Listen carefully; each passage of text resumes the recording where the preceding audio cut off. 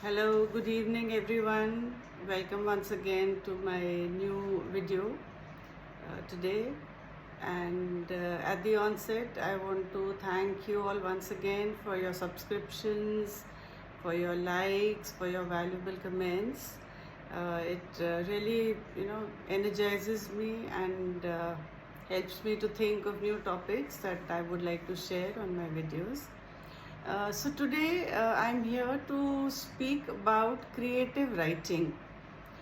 Creative writing is a very prominent part of any syllabus of any board, and children are supposed to have different kinds of writing styles. You can say different kinds of exercises are given as far as creative writing is concerned, and one of the main ones is essay writing. So today I will concentrate only on essay writing. Now, why do we write essays? Basically, why is essay writing a part of the language paper? Whether it's ICSE or it's CBSE, but usually we do have essay writing as a very prominent part of English language question papers. Basically, essay writing is given to students to judge them on different levels. Firstly, it is seen whether they can think logically or not. If an essay has been written in a proper sequential form, it shows that the child or the student can think logically. Secondly, it also shows how original a student is as far as the thoughts and ideas are concerned, because there are certain cliche topics, but still if a child manages to write something different, then it is very evident, it's very clear that the child can think in a different manner, or in other words, if I may say, out of the box. Another reason for that is, of course, writing skills, your language skills, how you can use your language, how emotionally persuasive you are when you are writing, and also how good is your vocabulary. Of course, one has to keep in mind that you are not supposed to use very high flown kind of a language, because then it becomes more of a show off. It's not just writing on the topic which has been given to you, but it should just not be a show off of your language, but what I'm trying to imply is that the language which is used to write the essay, it should be pertaining to that particular topic. It should not take away the charm of the essay, but it should accentuate the effect, the overall effect, right? So that's the reason why we generally have essays for children to write. Another thing is that when the child grows up, when the student grows up and becomes a professional, there are so many notes and so many things which one has to write. Depends on what profession you are pursuing. But if you have been good at creative writing, any kind of writing that you do later, it could be a small note, but that also is to the point. That is not taking you away from the main focus. It brings the focus into what you are trying to say. So essay writing should not be neglected. It should not be taken or thought of as a punishment. It is something which sort of paves your way for your future life. So now, when I was teaching my classes 9th to 12th as a teacher, we were given certain directions as to how an essay should be written and how should we teach our students how to write an essay. So there was an acronym that was very popular in those times, or maybe it's there even now. It's called the CODER, CODER. Now I'll put that in the comment section also, or in the notes that I write later. CODER stands for 5 different words. C stands for collection of ideas. O stands for I'm forgetting. C is collection, order.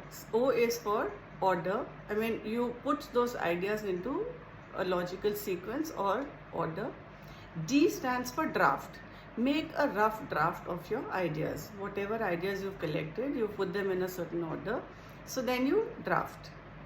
After you've made a rough draft, then you edit. So E stands for editing. You edit the rough draft that you have written. And R is for revise. So whatever you've written, once you've gone through it and you are happy with what you've jotted down, when you're confident that all points have been jotted down and they've been put into a proper sequence or order, then you start writing. Now this has been done on a rough sheet.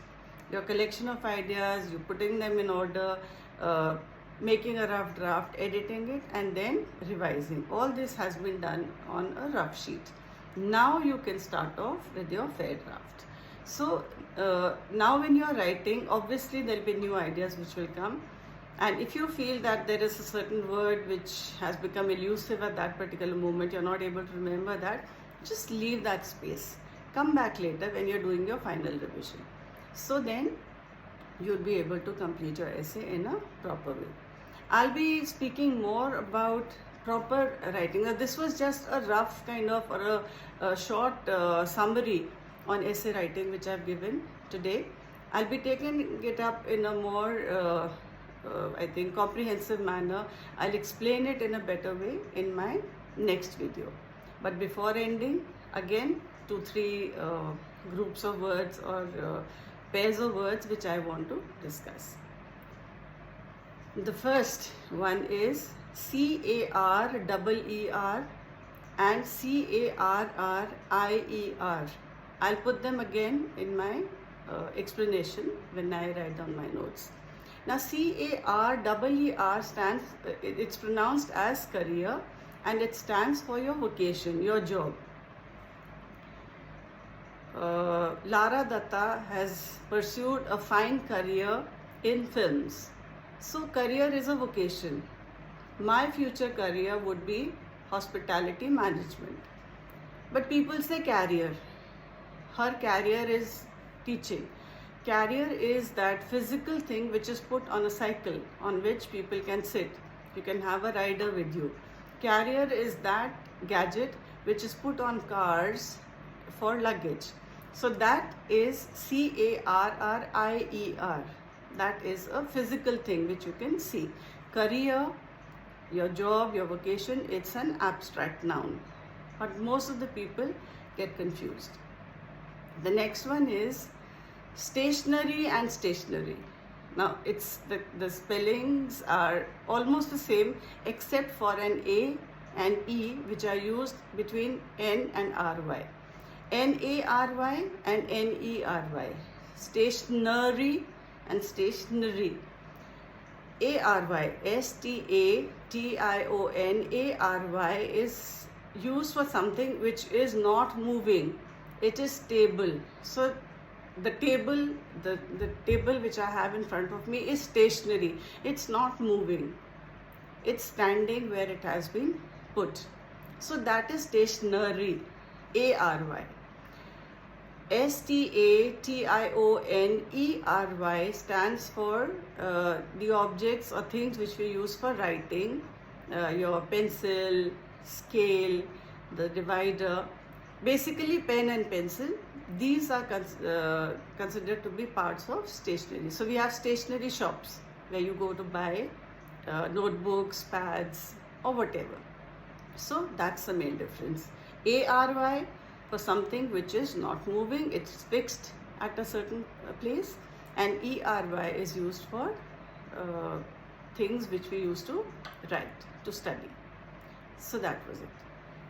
The third pair for today is message and massage. I receive a lot of WhatsApp messages saying that your massage which you sent was very good. I'm not sending any massages to anybody. I send messages. So MESSAGE is a message which we type, we send. It's a form of communication. But MASSAGE is a physical massage which is given. We can have a hair massage, we can have a leg massage, we can have a hand massage. So that's something where strokes are given to ease out muscles or to make you feel comfortable. So a head massage. Before shampooing my hair, I had a thorough hair massage. So massage, the pronunciation is also so different. Message, the one which I type, which I send to my friends, that's a message. Or I pass a message, I convey a message to somebody. But M-A-S-S-A-G-E is a massage. It's a physical activity, it's a verb which is being done. Message is a noun. So message and massage. Please understand the difference, because when people write massage for message, it sounds really out of place. So let's now take it to ourselves that we do not misuse the words, we do not use them in the wrong context. So that was all for today. Thank you so much, viewers, and I'm waiting for my 100th subscriber. I've already reached 96. I hope before Mother's Day I have my century. Thank you, good night, and have a wonderful Wednesday tomorrow. Bye-bye.